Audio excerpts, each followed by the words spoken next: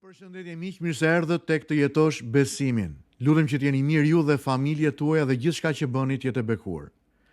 Sot në meditimin e ditës do të flas për shëmbulltyrën e fikut pa fryt, një nga shëmbulltyrat më dramatike që Jezusi tregon. Nis kështu. Një njeri kishte një fik të mbjellë në vreshtin e tij. Ai erdhi dhe kërkoi frytin, por nuk gjeti asgjë. Atëherë i thot vreshtarit: "Ja, u bën 3 vjet tashmë që unë vi dhe kërkoj frytin e këtij fiku dhe nuk po gjej. Preje, pse ta zër kot tokën?" Por vreshtari përgjigjet dhe i thot: "Zot, lëre edhe këtë vit, që ta punoj për rreth ti dhe ti hedh ple. Edhe po dha fryt, mirë, për ndryshe, pastaj prite." Kjo është shëmbulltyra më serioze që Jezusi tregon, të paktën njëra prej tyre flet për durimin e Zotit, por edhe për pritshmërinë e tij. Fiku është i mbjellë në vresht, në vendin e bekuar, në tokë të përgatitur. Ka marrë gjithçka që i duhet për dhënë fryt. Problemi nuk është mungesa e mundësive, por mungesa e përgjigjes prej kësaj peme. Një figurë historike që mishëron këtë tension mes privilegjit hyjnor dhe përgjegjësisë njerëzore është shkrimtari i famshëm Tolstoi. Shkrimtar i madh, i respektuar, i pasur, i famshëm, por në një moment të jetës së tij ai ndjeu se jeta ishte si fiku pa fryt. Tolstoi shkroi: "Unë dija çfarë ishte e mira, por nuk po e jetoja." Ai nuk vuante nga mungesa e njohurisë, por nga mungesa e transformimit. Ai kuptoi që besimi pa fryt është vetëm mashtrim, një lloj si pema e fikut, një pemë e lartë, gjelbërim, por pa fryta. Siç do thoshte edhe Seneca, filozofi lashtë romak, nuk mjafton të dim çfarë është e mira, duhet ta bëjmë atë. Lejoni të ndaj për ju disa të vërteta këtë mëngjes që dua të mbesin tek ju. E para, hiri i Zotit është i durueshëm, por jo indiferent. Pronari i madh kërkon frytin, kopshtari ndërmjetëson për kohën. Kjo është teologjia e hirit, durim që shpreson për ndryshim.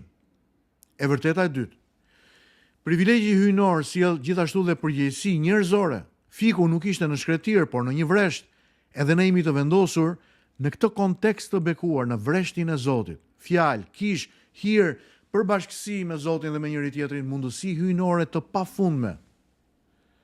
Atëherë pyetja që shtrohet është: pse mungon fryti?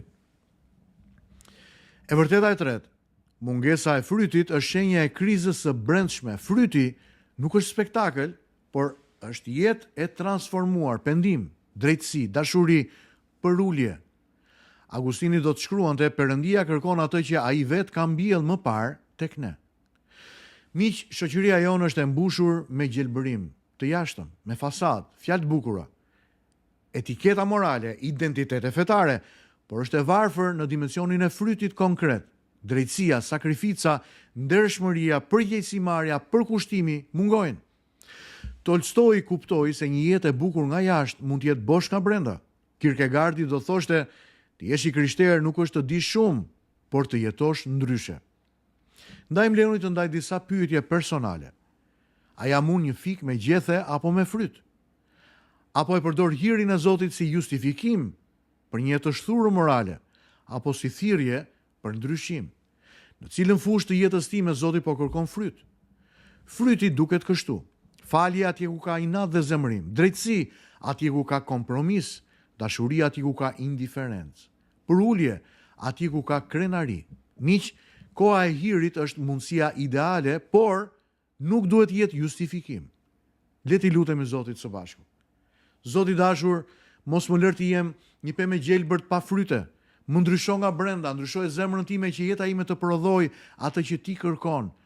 Fale kohën time të thatë dhe bëje zemrën time që t'jetë një tokë e mbushur me fruta, për lavdin tënde dhe për të mirën e të tjerëve. O Zot, bekoj burrat dhe gratë që janë duke më ndjekur sot, le që t'jenë pemë të mbjellë në kopshtin tënd, që në kohën e tyre t'japin 30, 60 dhe 100 fish fruta për lavdin tënde.